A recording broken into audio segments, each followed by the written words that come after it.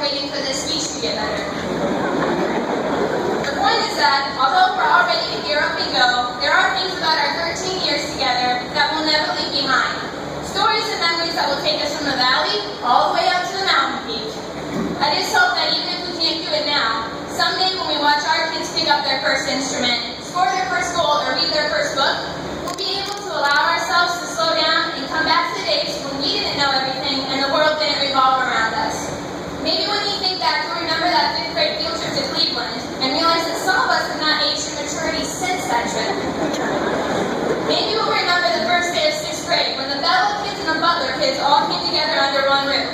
In my head, I like to dramatize it, and I imagine the Belleville kids on one side and the Butler kids all at a standstill.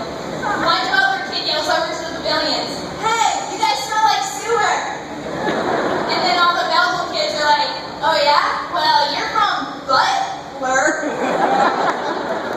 Or maybe you'll remember the division of the middle school and high school, the colored tiles, and being told not to step in the pink high school tile or there would be consequences.